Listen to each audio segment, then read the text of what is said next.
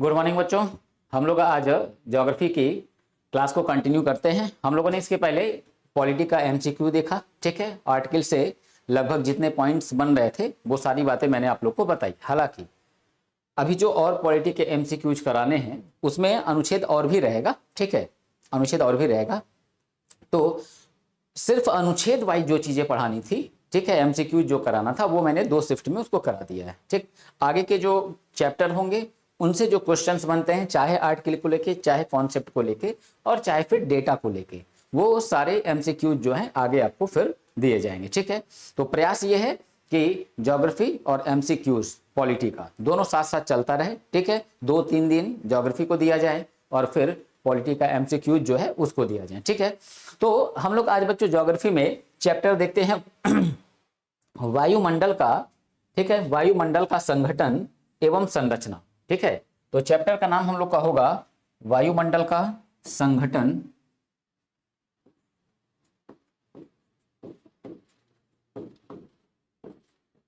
वायुमंडल का संगठन एवं संरचना।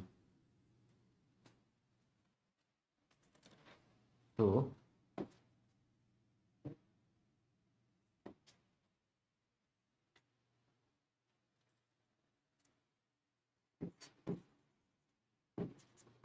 कंपोजिशन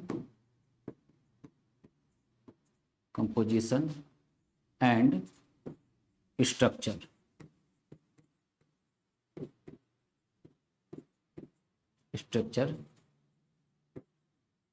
ऑफ द एटमॉस्फेयर, ठीक है बच्चों। ये हम लोग के चैप्टर का नाम हो गया, ठीक। तो इसमें हम लोग देखने जा रहे हैं बच्चों एटमॉस्फेयर के बारे में, ठीक। तो एटमॉस्फेयर में यानी हमारा जो वायुमंडल है, क्या इसमें एग्जामिनर हमसे क्वेश्चन पूछ रहा है, ठीक है। तो उन सारे बिंदुओं को देखेंगे, साथ ही साथ हम कॉन्सेप्ट जो है उसको भी क्लियर करते चलेंगे, ठीक। तो कुछ बातें इस वायुमंडल की मैंने बच्चों पढ़ा दिया था, किसमें, मैंने जब पढ़ाया था सोलर सिस्टम, समझ रहा हो। तो सोलर सिस्टम मैंने जब पढ़ाया था और मैंने जब चर्चा किया था मरकरी का, समझ रहा हो, मरकरी का यानी बुध का, जहां पे एटमॉस्फेयर जो है एब्सेंट है, ठीक है ही नहीं। तो उसी समय मैंने बताया था कि बुध जो है मरकरी, उसका तापांतर सबसे ज्यादा है, ठीक। तापांतर यानी टेम्परेचर वेरिएशन, और टेम्परेचर किसका ज्यादा है, तो वीनस का ज्यादा है। ये बात मैंने बच्चों बताया था। तो उसमें यह भी बताया था कि क्यों हमारी पृथ्वी पर इस समय अगर दिन है, सुबह का समय है, तो सूर्य की रोशनी अगर पड़ रही है और फिर जब शाम हो जा रहा है तो सूर्य की रोशनी हमारे ऊपर नहीं पड़ रही, और जब सूर्य की रोशनी हमारे ऊपर नहीं पड़ रही है तो ऐसी कंडीशन में हमें गर्मी क्यों लग रहा है। तो इस बातों को बच्चों मैंने वायुमंडल का स्ट्रक्चर बना के मैंने उस समय समझाया था। आज फिर उसी बात को यहाँ पे रिपीट करना है, ठीक है, आज फिर उसी बात को रिपीट करना है। तो देखो है क्या, आसान सी यहाँ पे एक बात जान ले कि हमारा जो ये पृथ्वी है, ठीक है, हमारा ये जो पृथ्वी है,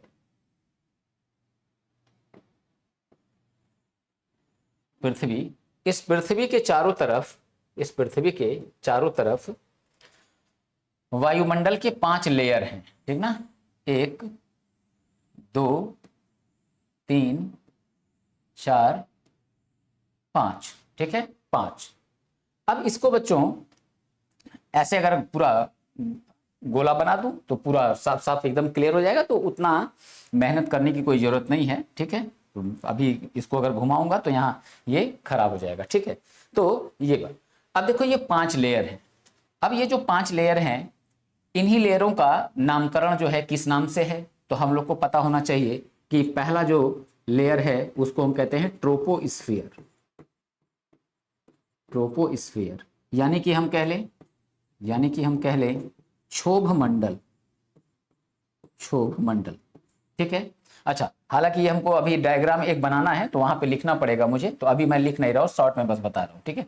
ट्रोपोस्फियर, फिर यहाँ आ जाता है स्ट्रेटोस्फियर यानी कि समताप मंडल, और फिर यहाँ पे मेसोस्फियर यानी कि मध्य मंडल, और फिर यहाँ पे आयनोस्फियर, ठीक, यानी कि आयन मंडल, और ये वाला हो जाता है एक्सोस्फियर यानी कि बहिर्मंडल या वायुमंडल, ठीक। तो ये 5 परत में हमारा पृथ्वी जो है, ये पृथ्वी का जो वायुमंडल है ये बटा हुआ है, ठीक। अच्छा, अब एक बात नहीं समझ पाते हैं लोग, ठीक है। जब स्टार्टिंग फेज में मैं भी जब सेल्फ स्टडी कर रहा था, तो सेल्फ स्टडी के दौरान एक बात नहीं समझ में आ रही थी कि ये आखिर 5 परत का निर्माण किया कैसे गया, ठीक है, निर्माण कैसे किया गया। तो अब इसका निर्माण कैसे किया गया है, ये 5 परत का पता आखिर चला कैसे कि हमारा ये जो वायुमंडल है ये 5 परत में बटा हुआ है, ये बात हम कैसे जाने हैं। तो ये बात हमने बच्चों कैसे जाना, तो जैसे देखो होता क्या है, हम जब, जैसे ये हमारी पृथ्वी है, पृथ्वी का धरातल, ठीक, अब इसी पे हम लोग के मकान वगैरह जो है, ठीक है, सब है।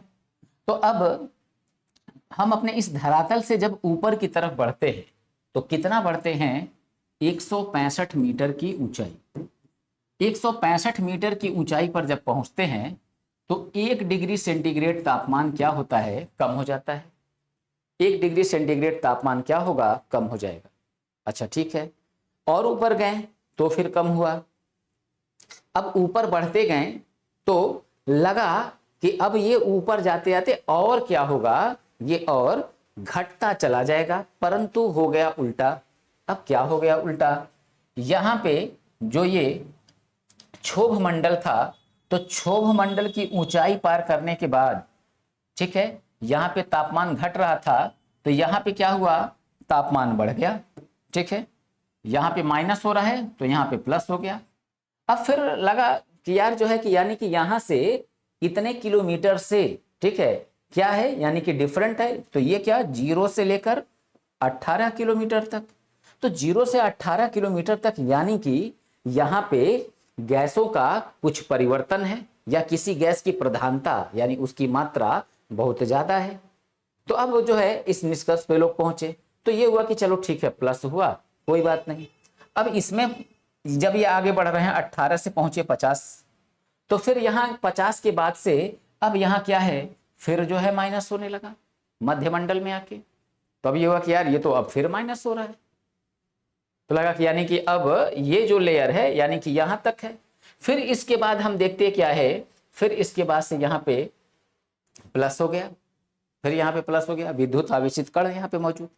तो अब इस तरह से जब इसको, इस स्थिति को देखा गया, तो देखने में किस व्यक्ति ने देखा इसको, तो इस चीज को देखा किसने, उसका नाम था टीजरेंस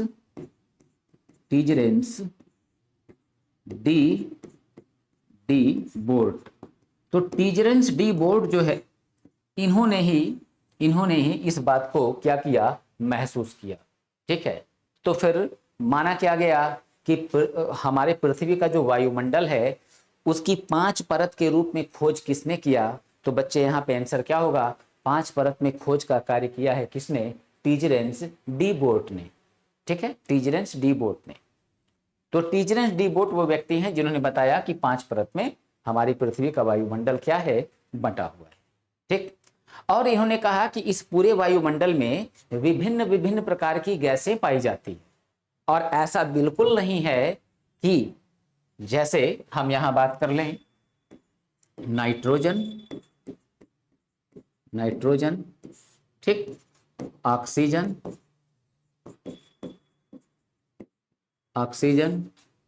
ठीक है, कार्बन डाइऑक्साइड,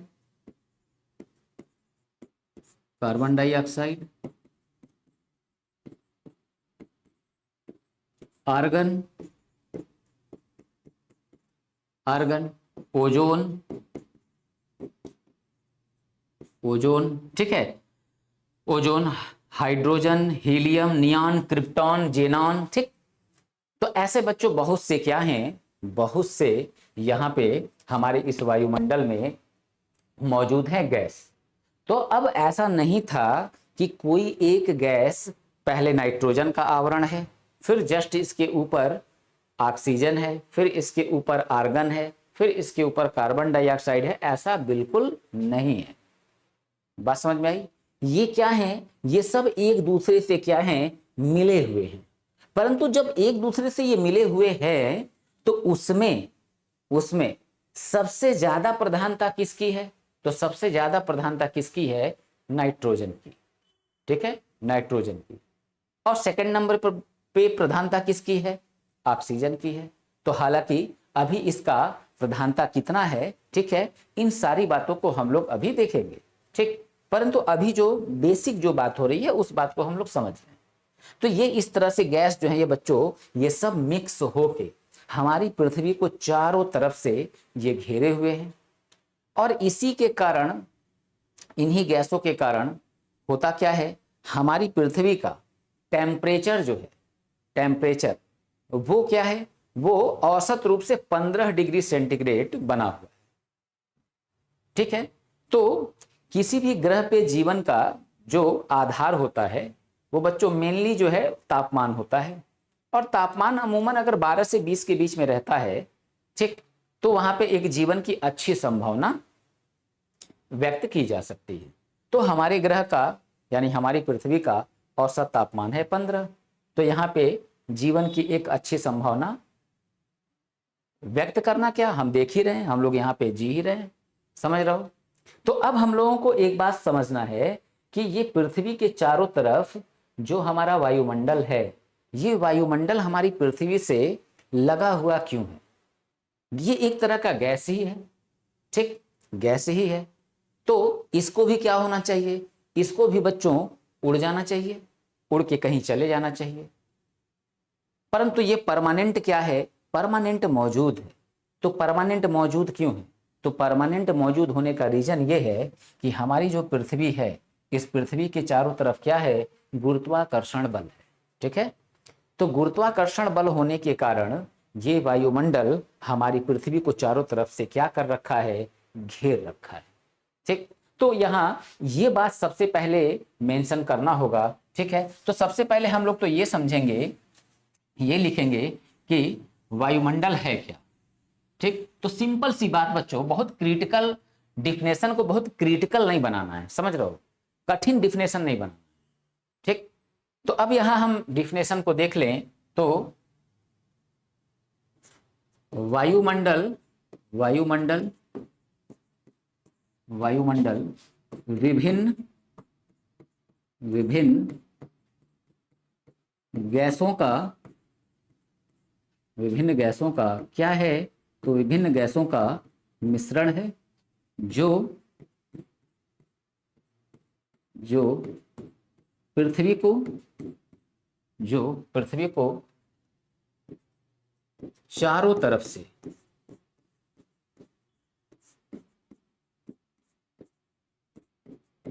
से घेरा हुआ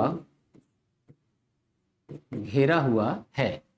ठीक, और एक बात इसमें और है क्या, और गुरुत्वाकर्षण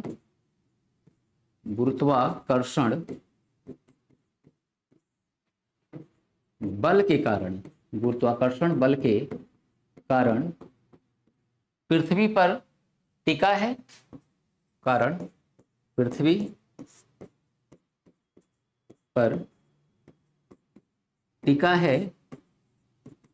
और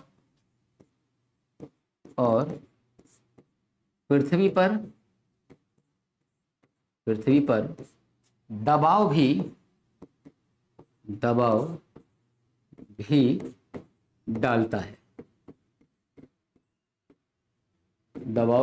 डालता है, ठीक, ये हो गया बच्चों क्या, ये हो गया हमारा, ठीक है, वायुमंडल का डिफिनेशन। ठीक ना, वायुमंडल का हो गया ये डिफिनेशन कि वायुमंडल क्या है। तो यहां हम साफ साफ देख रहे हैं, ठीक है, कि वायुमंडल विभिन्न गैसों का क्या है, मिश्रण है जो पृथ्वी को चारों तरफ से घेरा हुआ है और पृथ्वी के गुरुत्वाकर्षण बल के कारण पृथ्वी पर टिका हुआ है। ठीक, प्लस पृथ्वी पर दबाव भी डालता है। तो कोई बच्चों गैस होगा, ठीक है। तो अब ये जो चारों तरफ वायुमंडल हमारे पृथ्वी के है, तो ये क्या है, इसका बच्चों कोई ना कोई वेट होगा, कोई ना कोई वजन होगा इसका, ठीक है। तो वो भार क्या है, इसका कोई ना कोई भार होगा। तो ये भार क्या कर रहा है, ये हमारे ऊपर दबाव डाल रहा है, ठीक है। तो यही बात हम लोगों ने यहाँ लिखा है कि पृथ्वी पर ये क्या करता है, दबाव भी डालता है, ठीक। अब इसमें हम लोग आगे देखें तो अब इसमें हम लोगों को बच्चों समझना है क्या, सूर्य की भूमिका और वायुमंडल की भूमिका, कैसे औसत 15 डिग्री तापमान है, इस बात को देख लें, ठीक। पृथ्वी पर दबाव भी डालता है, ठीक। अब देखो अब देखो इन्हीं गैसों के कारण,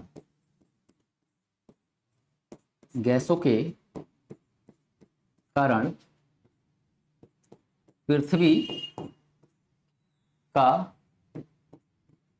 औसत तापमान, पृथ्वी का औसत तापमान 15 डिग्री सेंटीग्रेड है, 15 डिग्री सेंटीग्रेड है। यही पृथ्वी पर जीवन का मुख्य, पृथ्वी पर जीवन का मुख्य आधार है, मुख्य आधार है, ठीक है बच्चों।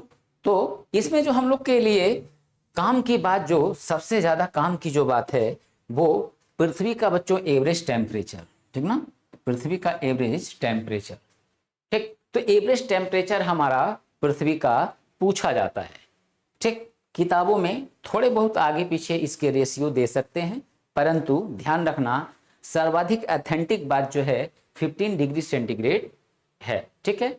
और मैं खुद कह रहा हूं तो इसलिए ये बात सही है, ऐसा नहीं है, ठीक। जो जो सोर्सेज होंगे आप लोग के पास, उस सोर्सेज से चेक करोगे तो लगभग 90% कंडीशन में 50 डिग्री सेंटीग्रेड यही दिखाई देगा, ठीक है। इसका स्क्रीनशॉट निकालो बच्चों,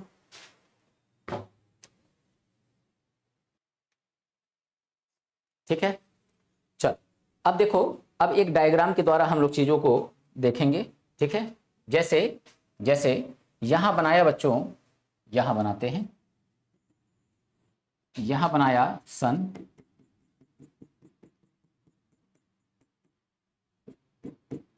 ठीक। और ये हो गई बच्चों हम लोग की नीला ग्रह, तो ब्लू ले लेते हैं, ठीक है। और इसका लेयर व्हाइट में ले लेते हैं, तो 1 2 3 4 5, ठीक है, 5।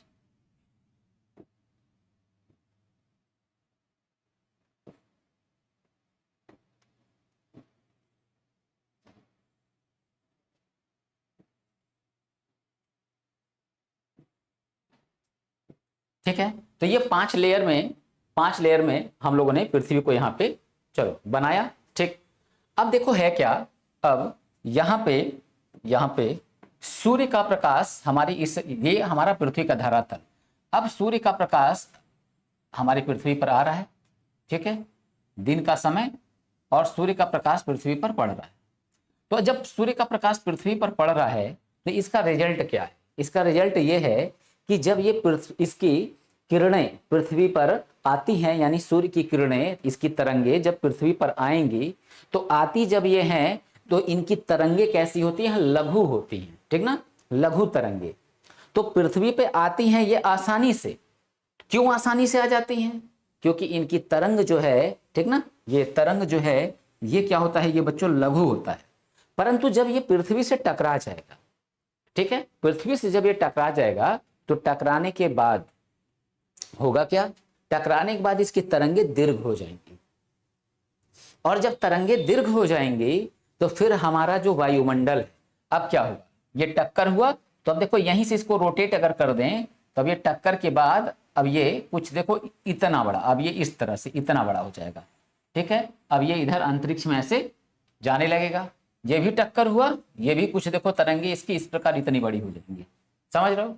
तो जब तरंगे बड़ी हो जाएंगी तो हमारा पृथ्वी का वायुमंडल क्या करता है, वायुमंडल इन तरंगों को, ठीक ना, रोकने का काम करता है, ठीक है, रोकने का काम।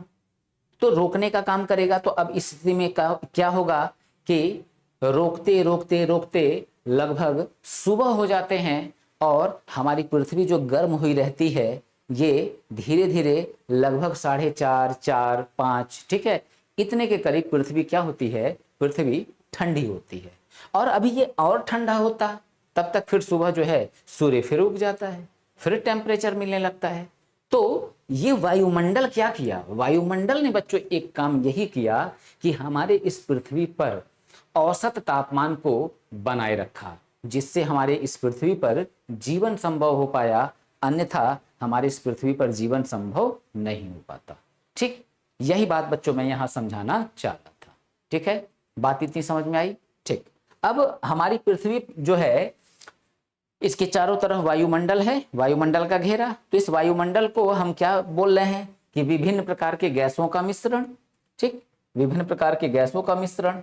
तो अब कौन कौन से गैसों का मिश्रण, तो यहां एक हेडिंग डालेंगे, एक हेडिंग डालेंगे, वायुमंडल का, वायुमंडल का संघटन।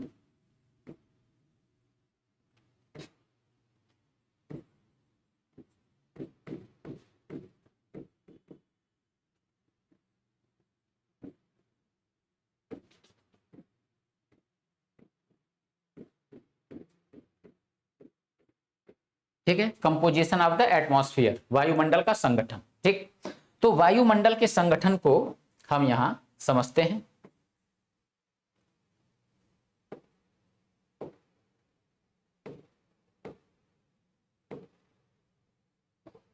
वायुमंडल के संगठन को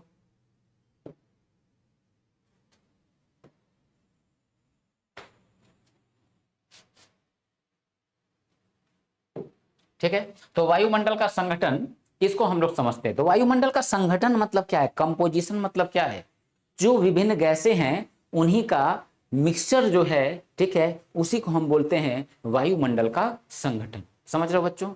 तो अब हमको यहाँ ये जानना है कि हमारे इस वायुमंडल में कितनी प्रकार की गैसें हैं और कौन सी गैस का परसेंटेज कितना ज्यादा है, प्लस उन गैसों का क्या योगदान है हमारे पृथ्वी पर, हमारे जीवन में। ठीक है, तो इन बातों को भी हम लोग उन गैसों को लेके समझेंगे। तो सबसे पहले हम लोग देखें यहाँ पे, सबसे पहले देखें तो यहां हम लोग को ध्यान देना है कि फर्स्ट नंबर पर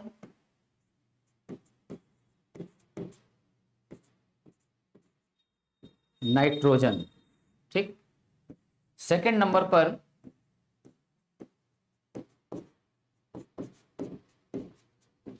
ऑक्सीजन, थर्ड नंबर पर बच्चों रखेंगे आर्गन को, आर्गन, फोर्थ नंबर पर CO2 यानी carbon dioxide, carbon dioxide. ठीक है, ये बच्चों ये मुख्य चार गैसें हमारे सामने हैं, ठीक ना, ये मुख्य चार गैसें हैं। यही ये चार गैसें जो हैं इनका परसेंटेज अक्सर हमसे पूछा जाता है। ठीक, तो अब हम देखें तो नाइट्रोजन को, ठीक, नाइट्रोजन को, अब यहां बच्चों नाइट्रोजन हमारी इस पृथ्वी पे, ठीक है, नाइट्रोजन हमारी इस पृथ्वी पे कितना परसेंट होगा, तो ज्यादा आसान क्वेश्चन है ये, नाइट्रोजन का परसेंटेज और ऑक्सीजन का परसेंटेज, ये दोनों परसेंटेज जो है ये ज्यादा इजी हो जाता है। खैर कोई बात नहीं, ठीक है, तो फिर भी हम देखेंगे तो देखो एक्यूरेट लेके बच्चों नहीं चला जाएगा, समझ रहे हो ना, एक्यूरेट लेके नहीं चलना है कि 78.8%, समझ रहे हो, और फिर ऑक्सीजन जो है 20.95%, ये लेके नहीं चलना, जटिलता नहीं बढ़ानी है, समझ रहे हो ना, जटिलता जो है वो नहीं बढ़ानी है। तो 78% सीधा सीधा बात करते हैं। ठीक, फिर इसके बाद से 21%,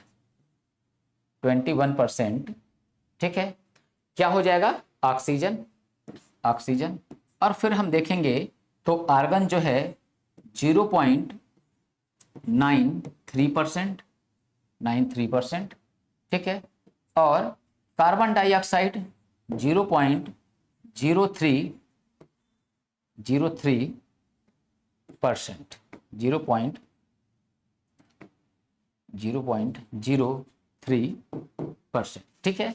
ये परसेंटेज बच्चों चार हम लोगों को याद रखने हैं, इन्हीं चार से हमसे क्वेश्चन पूछे जाते हैं, ठीक। इसके बाद हम अगर बात करेंगे तो और गैस कौन कौन सी हैं, तो गैसों के बच्चों नाम नहीं पूछने जा रहा है, ठीक है। फिर भी अगर देखना चाहोगे तो इसके बाद हम कह लें और गैसें कौन, ये सबसे ऊपर होंगे हाइड्रोजन, ठीक है, हीलियम, हीलियम, ठीक है, यही ऑक्सीजन का ही एक दूसरा रूपांतरण कह लो, यहाँ पे यहाँ लिख देते हैं ओजोन, ओजोन, ठीक है, नियॉन,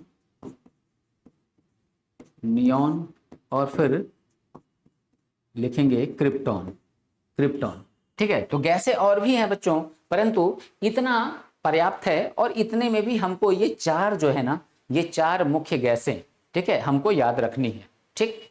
और हम अगर बात करें तो गैसों में एक गैस बच्चों, ठीक है, जल वाष्प, समझ रहे हो, जल वाष्प, जल वाष्प भी क्या है, वो भी गैस है, ठीक ना, जल वाष्प, जल वाष्प। बच्चों जब मैं पढ़ाऊंगा क्या, जब मैं पढ़ाऊंगा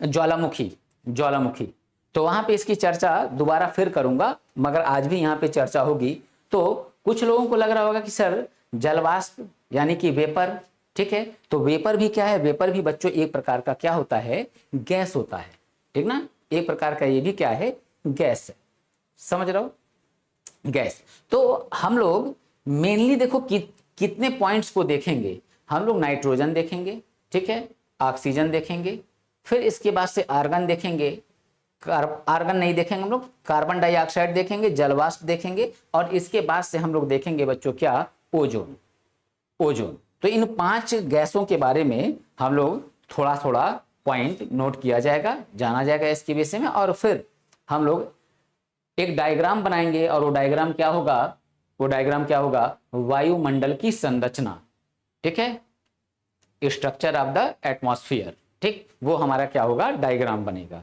उस डायग्राम में फिर मैं जो पांच परत हैं वायु के, जो 5 लेयर हैं, उनको पूरा मैं डायग्राम में बनाऊंगा, और बनाने के बाद, ठीक है, बहुत टाइम टेकन नहीं है, जल्दी से जल्दी जल्दी होता है वो, ठीक ना।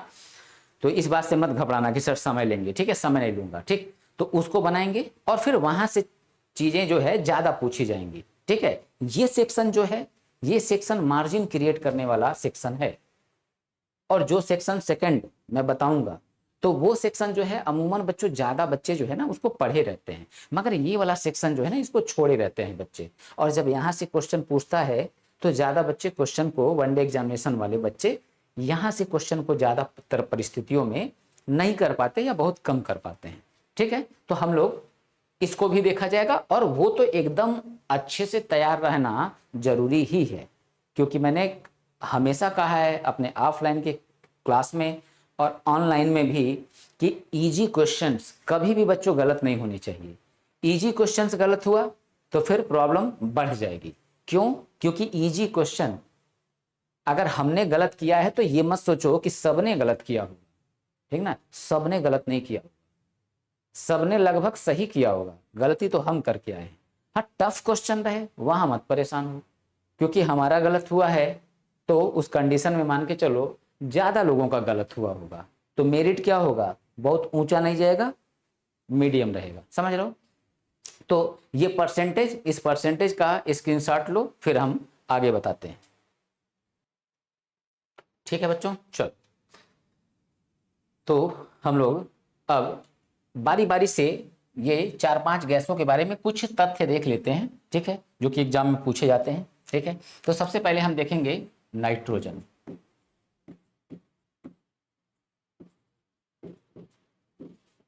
नाइट्रोजन, ठीक। तो अब इसमें तथ्य की बात करें तो नाइट्रोजन में ये क्या होगा, सबसे ज्यादा मात्रा में, सबसे ज्यादा मात्रा में मौजूद। ठीक, सेकंड पॉइंट को देखें, सेकंड पॉइंट को, पहला तो सबसे ज्यादा मात्रा में मौजूद, अच्छा परसेंटेज हम लोग पहले लिखे हुए हैं तो परसेंटेज को यहां बच्चों लिखने की जरूरत नहीं है। ठीक, दूसरा यह, रुक जाओ, ऐसे लिखते हैं, दो बैक्टीरिया राइजोबियम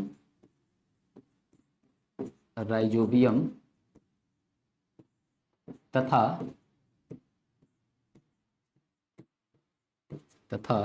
लेग्यूमिनस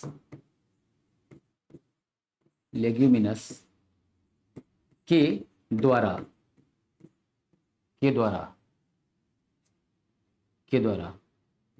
नाइट्रोजन का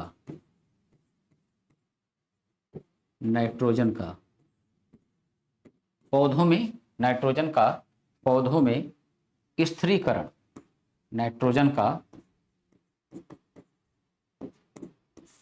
में स्थिरीकरण, ठीक है। तो ये क्या करेंगे बच्चों, पौधों का नाइट्रोजन का पौधों में क्या करेंगे, स्थिरीकरण करेंगे। ठीक ना, यानी हमारे वायुमंडल में जो नाइट्रोजन है वो अब पौधों में कैसे जाएगा, तो ये जो बैक्टीरिया हैं, ठीक ना, ये क्या करेंगे, राइजोबियम और लेग्यूमिनस, ये इस नाइट्रोजन को, ठीक है, यौगिकों में परिवर्तित करेंगे और परिवर्तित करने के बाद से ये जो पौधे हैं, विशेष रूप से दलहनी फसल, ठीक है, उसकी जड़ों में क्या करते हैं, ये इसको डाल देते हैं और पौधा जो है इनके द्वारा इस नाइट्रोजन को ले लेता है। ठीक, तो इसी को बोलते हैं हम बच्चों क्या, नाइट्रोजन का स्थिरीकरण। ठीक, स्थिरीकरण। दूसरी बात, ये एक ऐसी गैस होती है, जो करता क्या है बच्चों, जो आग पर नियंत्रण प्राप्त कराता है। ठीक ना, ये आग पर नियंत्रण प्राप्त करने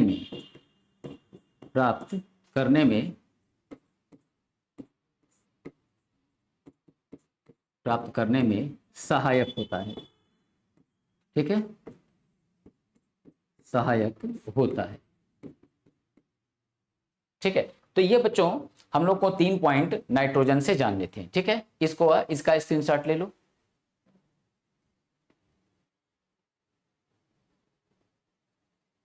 चलो अब आते हैं बच्चों हम लोग ऑक्सीजन में।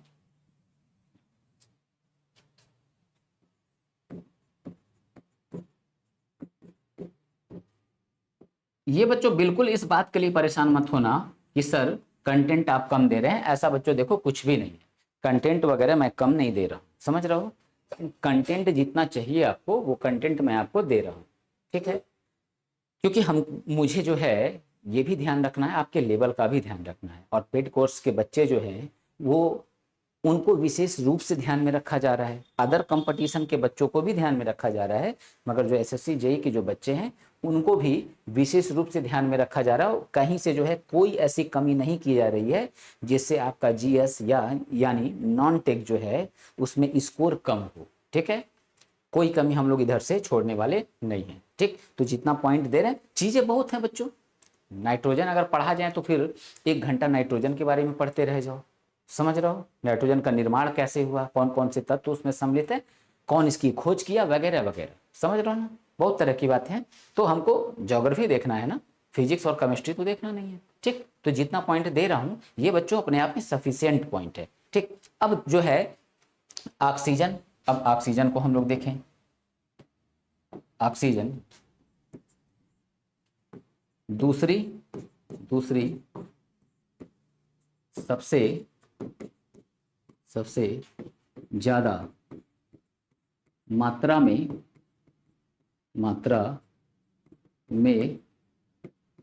मौजूद गैस। ठीक है, दूसरी सबसे ज्यादा मात्रा में मौजूद गैस। ठीक, दूसरी बात ये बच्चों ये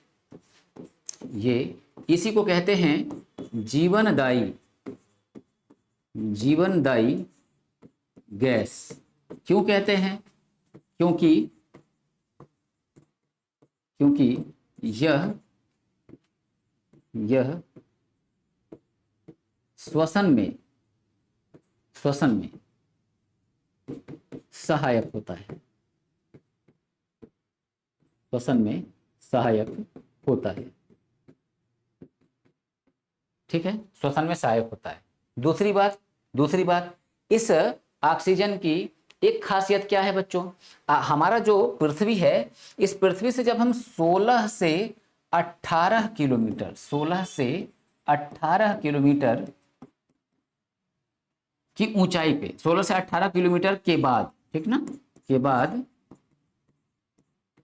बाद इसकी मात्रा में क्या होती है? इसकी मात्रा में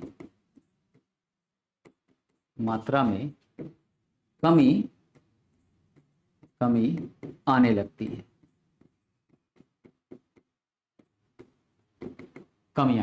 ठीक है, कमी आने लगती है।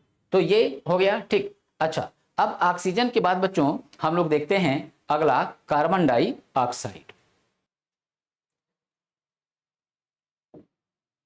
इसी में लिख देते हैं, जगह है। ठीक है, तो CO2 शॉर्ट करते हैं बच्चों, टाइम बचाते हैं। ठीक है, टाइम बचाते हैं। ठीक, CO2 सबसे पहली बात ये, अब इसको और शॉर्ट करेंगे, ठीक ना। सबसे भारी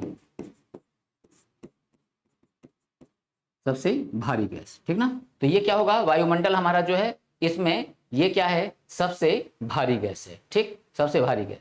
दूसरी बात यही गैस जो है, यही गैस पृथ्वी के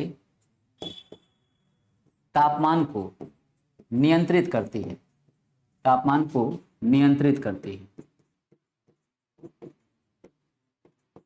नियंत्रित करती है। अच्छा, नियंत्रित कैसे करेगा? तो अब नियंत्रित करना क्या? अब जैसे बच्चों देखो, सूर्य की अल्ट्रावायलेट किरणें, ठीक ना, हमारी पृथ्वी पर आती हैं। तो अब वो पृथ्वी पे ना आए, ठीक है, पृथ्वी पर ना आए तो ओजोन क्या करेगा? ओजोन परत उनको रोक लेगा। प्लस यहां हम देखें किसको? कार्बन डाइऑक्साइड को। तो होगा क्या? अब देखो, जैसे मान लो पृथ्वी बहुत ज्यादा ठंडी हो सकती थी अगर कार्बन डाइऑक्साइड नहीं होता। तो कार्बन डाइऑक्साइड क्या है? सूर्य का तापमान आने के बाद क्या है? ये इसको रोकेगा। समझ रहे हो? तो रोकेगा जब, तो पृथ्वी जो बहुत ज्यादा ठंडी हो सकती थी वो ठंडी नहीं हो पाएगी। ठीक, परंतु इसका एक नुकसान भी है, एक नहीं कई नुकसान है। तो ये क्या है? विभिन्न प्रकार से हम इस गैस की मात्रा में वृद्धि करते रहते हैं, और वृद्धि करने के कारण ही क्या क्या कंडीशन उत्पन्न हो जाता है? ठीक है, ग्लोबल वार्मिंग। ठीक है, ग्लोबल वार्मिंग। अभी तो ग्लोबल वार्मिंग चल रहा था, परंतु हमारा क्लाइमेट ऐसा चेंज हुआ है कि ग्लोबल कूलिंग शब्द भी आ चुके हैं। समझ रहे हो? तो ये अब इनकी वृद्धि हम कैसे कर दे रहे हैं? तो क्लोरोफ्लोरोकार्बन, CFC गैस सुन रखा होगा, कैसे निकलता है? तो फ्रिज, AC, समझ रहे हो, फ्रिज, AC, इन सब चीजों से जो है, ठीक, CFC निकलता है, जो कि सबसे ज्यादा खतरनाक है। अब ये क्या करेगा? तापमान तो ये ऑलरेडी बढ़ा ही रहा है, अब CFC क्या करेगा? इसमें और वृद्धि करेगा। तो जिससे क्या है, हमारे अर्थ का जो एवरेज टेम्परेचर है 15 डिग्री सेंटीग्रेड, उसमें क्या होगी? उसमें वृद्धि होगी। वृद्धि होगा तो रिजल्ट क्या होगा? वृद्धि होगा तो रिजल्ट ये होगा कि हमारे जो ग्लेशियर हैं वो ग्लेशियर पिघलने शुरू हो जाएंगे। ठीक, अब ग्लेशियर पिघलना शुरू होगा तो उससे क्या नुकसान होगा? उससे नुकसान ये होगा कि नदियों का जलस्तर बढ़ेगा।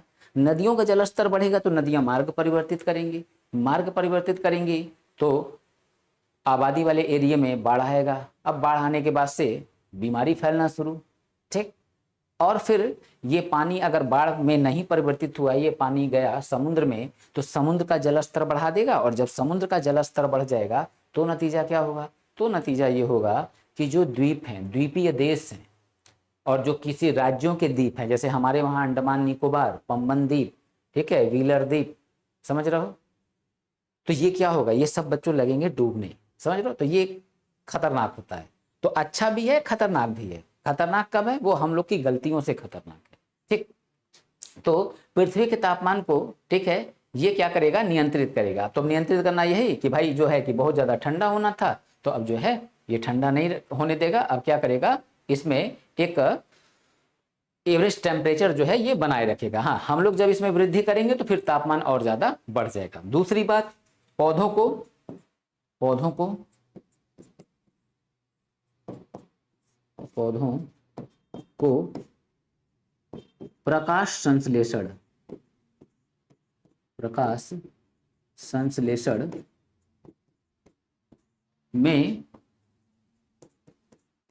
में सहायता करता है, ठीक है। तो प्रकाश संश्लेषण ना हो तो फिर क्या है, तो पौधे जीवित रह पाएंगे, और अगर पौधे नहीं हैं तो फिर ऑक्सीजन की मात्रा भी घटने लगेगी, और पौधा ही नहीं होगा तो फिर हमारे लिए कोई भी चीजें हम खाते हैं तो अल्टीमेट क्या है, किसी न किसी पौधे से ही तो निर्मित है। जो खनिज है वो थोड़े हम खा लेते हैं, ठीक ना। अब सोना चांदी, ठीक है, सोना चांदी, अब ये सब तो खा नहीं लेंगे, समझ रहे हो, तो इसकी भी भूमिका कितनी महत्वपूर्ण, ठीक। चलो अब स्क्रीनशॉट निकालो, आगे हम लोग देखते हैं।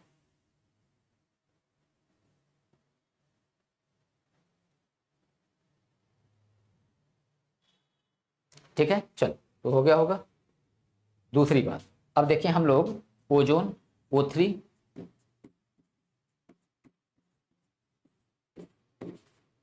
ओजोन O3, ठीक ना, O3।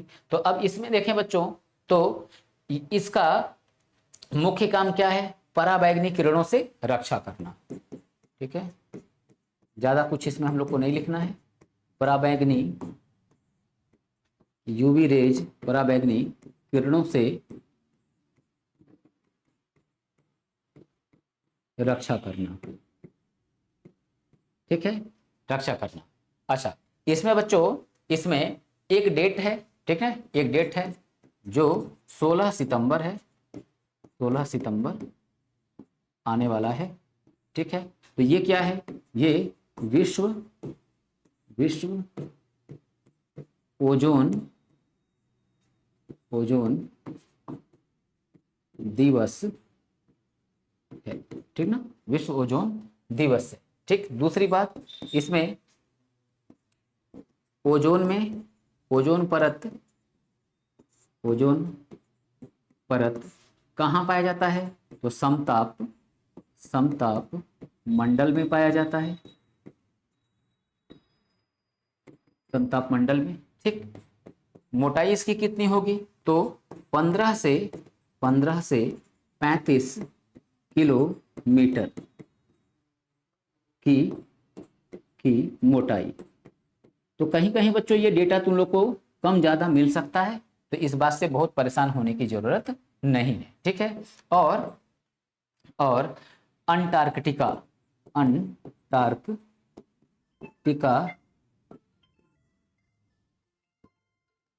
अंटार्कटिका के पास यहाँ एक छिद्र पाया गया है,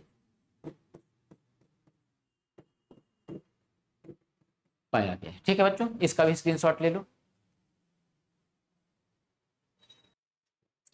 ठीक है। चलो अब हम अगला देखते हैं, गैस जलवाष्प,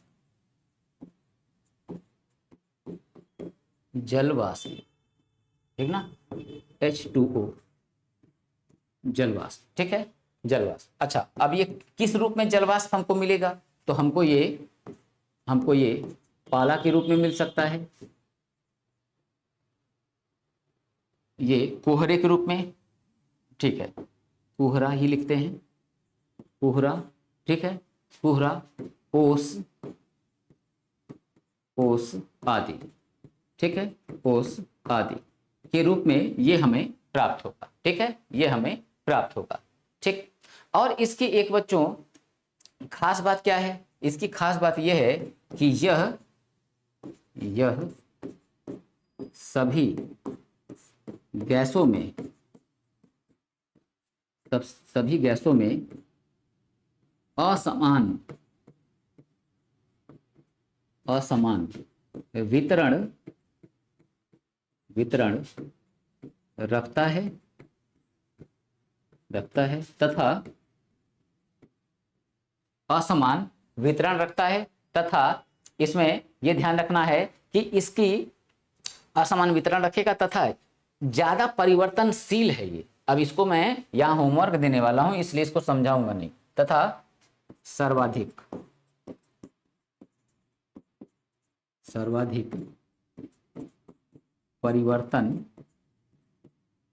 परिवर्तनशील। ठीक है, सर्वाधिक परिवर्तनशील। बस ये इतनी बात नोट करो। इसके बाद हम लोग जो है अब आ जाएंगे बच्चों अपने टॉपिक में। ठीक है, वायुमंडल की संरचना, स्ट्रक्चर ऑफ द एटमॉस्फेयर। ठीक है,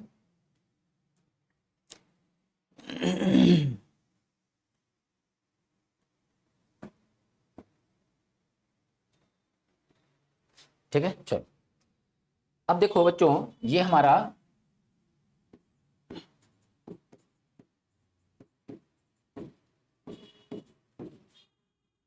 स्ट्रक्चर ऑफ द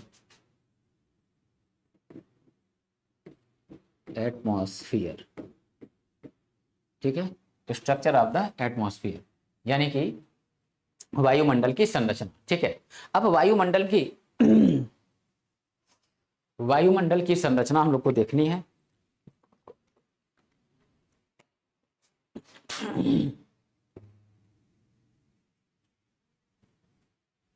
वायुमंडल की संरचना हम लोग को देखनी है। ठीक, तो अब देखो यहां हम लोग को समझना होगा कि ये जो हमारा वायुमंडल है, ठीक ना, हमारा वायुमंडल मान लो यहां लिया। ठीक, 1 2 3 4 ये 5। ठीक, हमारा ये धरातल, तो धरातल से ये कितने किलोमीटर की ऊंचाई तक विस्तृत है। ठीक, तो इसका बच्चों आंसर क्या है? इसका आंसर है 0 से लेके 10,000 किलोमीटर। ठीक है, ये 0 से लेके 10,000 किलोमीटर तक ये पाया जाता है। कुछ सोर्सेज जो हैं 10,000 से ज्यादा भी बताएंगी, 25,000 तक बताएंगी, परंतु ज्यादा एथेंटिक बात क्या है? 10,000 किलोमीटर। ठीक है, 90% बुक्स जो है ठीक आंसर यही बताएगा और यही माना भी जाता है ज्यादा। कुछ लोग मगर बताते हैं। ठीक, तो 10,000 किलोमीटर तक इसकी ऊंचाई होगी और ये क्या होगा? 5 परतों में विभाजित होगा। ठीक, अब बच्चों देखो, अगर मैंने यहां थोड़ा ध्यान देना, अगर मैंने ये इस तरह से ऐसे इसको खींचा है तो हम इस वायुमंडल का पहला, दूसरा, तीसरा, चौथा, पांचवा, पांचों परत यहां पे पा गए ना। ठीक, तो अब अगर हम इसी परत को यहां बना लें तो कोई दिक्कत नहीं। ठीक, चलो देखते हैं इसको तब। तो पहले ये बात लिख ले कि वायुमंडल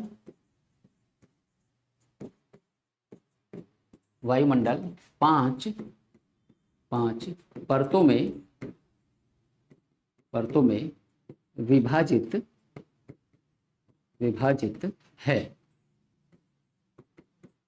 है। ठीक, ऊंचाई सब शॉर्ट में लिखेंगे बच्चों, शॉर्ट नोट्स जैसे बना जाता है उस टाइप से इसको चलो मैं लिखता हूं। ऊंचाई 0 से 10,000 किलोमीटर। ठीक है, तो 0 से 10,000 किलोमीटर तक क्या है बच्चों? इसकी ऊंचाई है। ठीक, अब इसको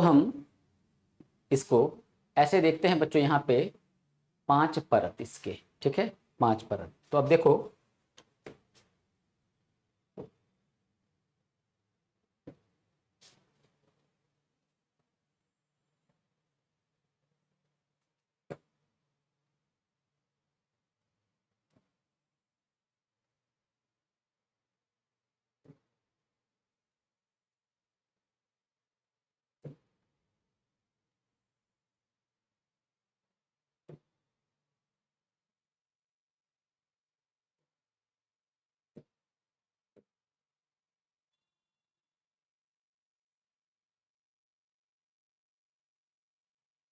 1 2 3 4, ये हो गया 5, 5, ठीक है। तो ये बच्चों 5 परत हमारे सामने आ गए, ठीक है, 5 परत हमारे सामने आ गए। अब इसमें हम देखें तो सबसे पहले इसका इसका करना है बच्चों नामकरण, ठीक है, नामकरण सबसे पहले करना है। तो नामकरण इसका पहले हम लोग कर लेते हैं, ठीक है, कर लेते हैं, फिर उसके बाद हम लोग आगे देखते हैं। तो यहाँ हमारा पृथ्वी का ये धरातल हो गया। अब इस धरातल से तो यहाँ लिख देंगे बच्चों 0 किलोमीटर से यहाँ 18 किलोमीटर तक, 18 किलोमीटर से फिर ये 50 किलोमीटर तक, 50 किलोमीटर से ये 80 किलोमीटर, 80 किलोमीटर से ये 640 किलोमीटर, और फिर 640 से ये हो जाएगा 10,000 किलोमीटर, 10,000 किलोमीटर, ये इसकी ऊंचाई, ठीक है, 0 से 10,000 किलोमीटर, ये मैंने यहां बनाया। अच्छा, अब आगे देखो बच्चों, नाम अगर हम देखें इसका तो हम यहां लिख सकते हैं क्षोभ मंडल, क्षोभ मंडल, यानी कि ट्रोपोस्फियर, ठीक है, ट्रोपोस्फियर, ठीक। ये क्या हो गया? समताप मंडल,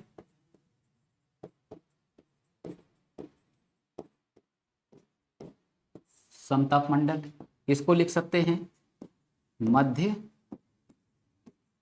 मंडल, ठीक है। ये आयन मंडल, और ये हो गया बहिर्मंडल, या वायुमंडल, वायुमंडल, समझ रहे हो, ठीक। और इसको हम यहाँ पे इसका इंग्लिश वर्जन देखें तो स्ट्रेटोस्फियर,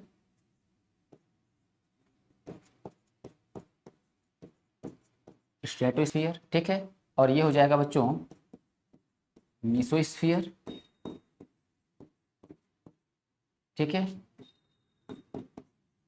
आयनोस्फियर, आयन मंडल, और ये हो जाएगा एक्सोस्फियर।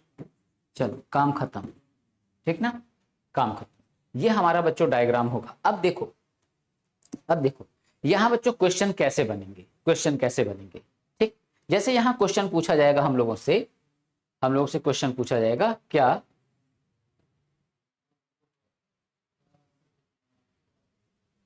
ठीक है, क्वेश्चन पूछा जाएगा कि मौसम संबंधी घटनाएं जैसे पाला पड़ना, कोहरा पड़ना, बादल बनना, ठीक है, वर्षा होना, बिजली चमकना, ये सारी घटनाएं किस मंडल में घटित होगी। तो हम लोग इसको एक डायग्राम के द्वारा समझ लें, तो हम लोग डायग्राम के द्वारा अगर समझ ले तो ये कुछ इस टाइप से, समझ रहे हो बच्चों, ये कुछ इस टाइप से संरचना बना दिया, ठीक है। तो ये क्या हो गया, ये हो गया बादल, और ये हो गई वर्षा, ठीक है, ये हो गई वर्षा।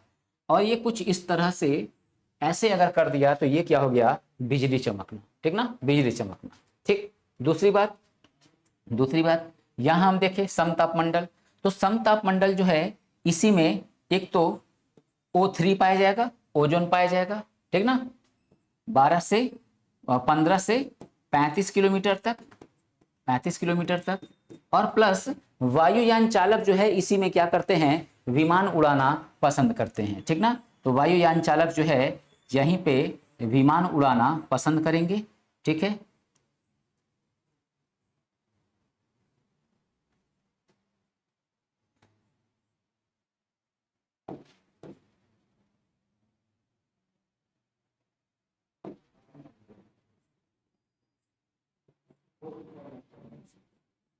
ठीक है, तो ये जहाज हो गया। अब बच्चों जैसा भी बना है, ठीक है, इतना फाइन आर्ट मेरा अच्छा नहीं है, ठीक है। तो ये जहाज हो गया। अब यहां देखो, यहां ये ऐसे, ये क्या है, ये बच्चों उल्का पिंड, ठीक है,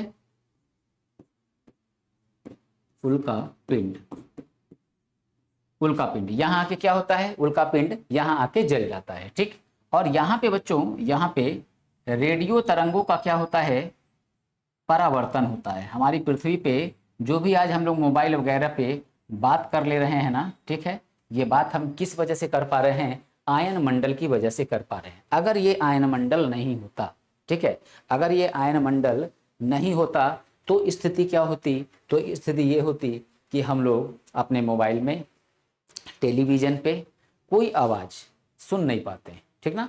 तो आयन मंडल, ठीक, तो यहाँ क्या है, ये आयनोस्फीयर, और यहाँ पे दोनों में विद्युत आवेशित कण पाए जाते हैं, समझ रहे हो, विद्युत आवेशित कण। ठीक, तो यहाँ पे रेडियो तरंगों का क्या होता है, परावर्तन होता है, ठीक ना, परावर्तन। और ये जो है यहाँ पे अब उपग्रह, कृत्रिम उपग्रह बच्चों देखो कहाँ स्थापित होते हैं, कृत्रिम उपग्रह यहीं पे स्थापित होते हैं। अब यहाँ पे उपग्रह बना पाना तो देखो वो एक बहुत कठिन बात हो गई। उपग्रह जो है, हालांकि ऑफलाइन की क्लासेस में मैं बना देता हूं, मगर थोड़ा सा यहाँ पे लिख देता हूं, ज्यादा बेटर होगा। ठीक है, तो कृत्रिम उपग्रह, आर्टिफिशियल सैटेलाइट, कृत्रिम उपग्रह, कृत्रिम उपग्रह। तो ये बच्चों देखो कुछ इस तरह के डायग्राम हैं, और इन डायग्राम से आपसे क्वेश्चन पूछे जाएंगे। अब क्वेश्चन कैसे कैसे पूछा जाएगा, क्वेश्चन देखो, सबसे पहली बात तो ये क्रम से इस बात को याद रखना, क्षोभ मंडल, संताप मंडल, मध्य मंडल, आयन मंडल और वायुमंडल, ठीक ना, या बहिर्मंडल, ये क्रम याद होना चाहिए। क्यों, क्योंकि हम लोगों से पूछेगा कि हमारी जो पृथ्वी है, इस पृथ्वी से सटे वायुमंडल का सबसे पहला परत किस नाम से जाना जाता है। तो हमारी इस पृथ्वी से सटे वायुमंडल का सबसे पहला परत जो है वो किस नाम से जाना जाएगा, तो उसको हम कहेंगे बच्चों क्या, ट्रोपोस्फियर। क्वेश्चन अगर बना ट्रोपोस्फियर के ऊपर का पार्ट किस नाम से जाना जाता है, लेयर किस नाम से जाना जाता है, तो हम फिर क्या बोलेंगे, स्ट्रेटोस्फियर यानी समताप मंडल। ठीक है, समताप मंडल। किस परत में ओजोन परत की उपस्थिति है, O3 है, तो समताप मंडल में। किस मंडल में वायुयान चालक विमान उड़ाना पसंद करता है, तो हमारा आंसर क्या होगा, हमारा आंसर होगा समताप मंडल। क्वेश्चन को बच्चों यहां ध्यान रखना, क्वेश्चन अगर पूछा गया कि वायुयान उड़ाने की सबसे आदर्श दशा कहाँ मौजूद होती है, किस मंडल में मौजूद होता है, तो हमारा आंसर होता है क्या, समताप मंडल। क्योंकि यहाँ पे मौसम संबंधी कोई घटना घटित नहीं होती है, नाम से ही क्लियर है, समताप। जब तापमान समान होगा तो टेम्परेचर वेरिएशन अगर नहीं है, ठीक है, तापमान में उतार चढ़ाव नहीं है, तो मौसम संबंधी घटनाएं घटित नहीं होती हैं, ये बात याद रखना। ठीक है, तो अब एग्जामिनर अगर क्वेश्चन को कुछ इस प्रकार दे दिया, ठीक है, कि रीजनल एरोप्लेन, ठीक ना, क्षेत्रीय विमान, अगर वायुयान ये क्षेत्रीय विमान अगर पायलट उड़ाता है तो वह किस मंडल में उड़ाएगा, ठीक है, किस मंडल में उड़ाएगा। तो क्षेत्रीय विमान का मतलब क्या हुआ, क्षेत्रीय विमान का मतलब ये हो गया कि कुशीनगर एयरपोर्ट, ठीक है, गोरखपुर में, तो कुशीनगर एयरपोर्ट से जाना है किसी को, मान लो लखनऊ या दिल्ली, समझ रहे हो, तो ये क्या हो गया, क्षेत्रीय विमान।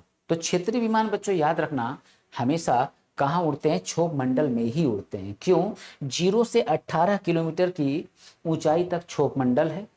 ठीक है, अब सोचो बादल हमारा जो है वो बादल बच्चों हम लोग को 6 से 8 किलोमीटर के बाद हम लोग को बादल मिलने शुरू हो जाते हैं, समझ रहे हो। हम तो 8 किलोमीटर फिर भी ज्यादा बता रहे हैं, 6 किलोमीटर जो है, ठीक है, 5-6 किलोमीटर पे बादल मिल जाता है, अच्छा बादल मिल जाता है, ठीक ठाक, समझ रहे हो, डेंस मिलता है बादल। तो अब सोचो कि बादल अगर हम लोगों को 5 किलोमीटर के डिस्टेंस पे दिख रहा है, 6 किलोमीटर के डिस्टेंस पे, तो बादल के नीचे हम देखते हैं कि जहाज जा रहा है। ठीक है, तो दो चीजें याद रखना बच्चों, दो चीजें क्या, पहला बात तो ये कि अगर वो जहाज, ठीक है, एरोप्लेन बहुत बड़ा है अगर, ठीक है, तो ये समझना कि वो समताप मंडल से ही उड़ के आ रहा है और लैंड हो रहा है वो क्या, नीचे। तो भाई जब नीचे लैंड होगा तो क्षोभ मंडल वाले पार्ट में तो आएगा ही आएगा, ठीक। परंतु अगर वो छोटा है, समझ रहे हो, छोटा है, तो हम क्या देखेंगे कि अब अगर वो जा रहा है समताप मंडल में तो एक अच्छा खासा वो बच्चों डिस्टेंस जो है तय करेगा। अब उतनी दूरी तय करेगा तो फिर उसका जो फेयर जो होगा, जो किराया होगा, वो बच्चों बढ़ जाएंगे, समझ रहे हो। तो और टाइम भी बढ़ जाएगा। जाना है कुशीनगर से लखनऊ, समझ रहे हो, कुशीनगर से लखनऊ, अब उसमें समताप मंडल में पायलट जाके जहाज उड़ा के फिर नीचे उतरे, तो ऐसा नहीं होता है, रियलिटी ये है। तो क्वेश्चन के पैटर्न को समझना हमेशा जरूरी होता है, तो क्वेश्चन के पैटर्न को समझना, ठीक है। इंटरनेशनल विमान पूछा तो समताप मंडल ही आंसर होगा, इसमें कहीं कोई शक नहीं है। या वायुयान चालक विमान उड़ाने की सबसे आदर्श दशा कहाँ पाता है, तो हमारा आंसर क्या है, समताप मंडल, ठीक है। तो ये मैप देखो, ठीक है, मैप का स्क्रीनशॉट ले लेना और इसके बाद से मैप का स्क्रीनशॉट लेना, ठीक है बच्चों, स्क्रीनशॉट। और इसके बाद से कल हम लोग इस पे पूरा चर्चा किया जाएगा, पांचों मंडल की क्या क्या विशेषताएं हैं उसको देखा जाएगा। तो ये बहुत इजी विशेषता है, अभी इसमें बहुत से क्रिटिकल जो है टफ क्वेश्चन जो हैं अभी इसमें छिपे हुए हैं, समझ रहे हो। तो ये सब करके आएंगे, जो तुम लोग करोगे और लोग भी इसको करेंगे, मगर हम लोग को इसके बाद वो बात भी जाननी है जो जो अच्छे कंपटीटर होते हैं, ठीक ना। तो आज की क्लास को बच्चों यहीं पे हम लोग रोकेंगे और अपने आप समझ से, अपने समझ से क्या करना, अपने समझ से यहाँ पे चीज़ों को पढ़ने का, समझने का प्रयास करना, ठीक है। कल इसको हम पूरा का पूरा क्लियर करेंगे। जाते जाते एक होमवर्क देके तुम लोग को जा रहा हूँ, ठीक, और मुझे बताना, जैसे हमारा ये जो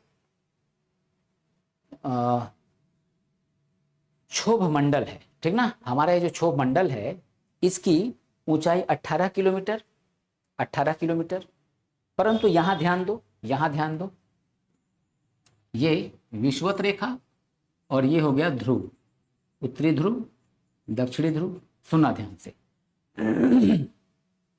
ध्रुवों पर इसकी ऊंचाई क्षोभ मंडल की 8 किलोमीटर, ठीक है। और हमारा जो विषुवत रेखा है, विषुवत रेखा, इस पे ऊंचाई इसकी कितनी है, 18 किलोमीटर, ठीक है। और जबकि इसकी औसत ऊंचाई, अब 18 8 हो गया ये 36, ठीक है, 16, ठीक है, 26 26, ठीक ना, सॉरी 26, ठीक है, तो ये 13 आ गया, ठीक है। तो अब बात करें बच्चों औसत ऊंचाई की, औसत ऊंचाई की, तो औसत ऊंचाई इसकी कितनी हो गई, 13 किलोमीटर। अब क्वेश्चन क्या है, औसत ऊंचाई, औसत ऊंचाई 13 किलोमीटर, 13 किलोमीटर, ठीक। ध्रुवों पर 8 किलोमीटर और विषुवत रेखा पर 18 किलोमीटर। तो तुम लोग का होमवर्क क्या है, होमवर्क ये है कि इस क्षोभ मंडल की मोटाई, यानी कि इस क्षोभ मंडल का जो गैस है, जो वायु है, वायुमंडल है, ये ध्रुवों पर दबा हुआ है और विषुवत रेखा पर, ठीक है, मोटा है, फैला हुआ है, ऐसा क्यों, ठीक है। इस क्वेश्चन का कमेंट बॉक्स में बच्चों आंसर देना और इसके बाद से मैं कल की क्लास में बताऊंगा कि इसमें और अच्छे अच्छे क्वेश्चंस कैसे बनेंगे, ठीक है। सारी बातों को हम लोग जानेंगे, ठीक है। तो आज की क्लास को बच्चों यहीं पे रोकते हैं और फिर कल की क्लास में हम लोग इसी टॉपिक को आगे कंटिन्यू करेंगे, ठीक है। चलो।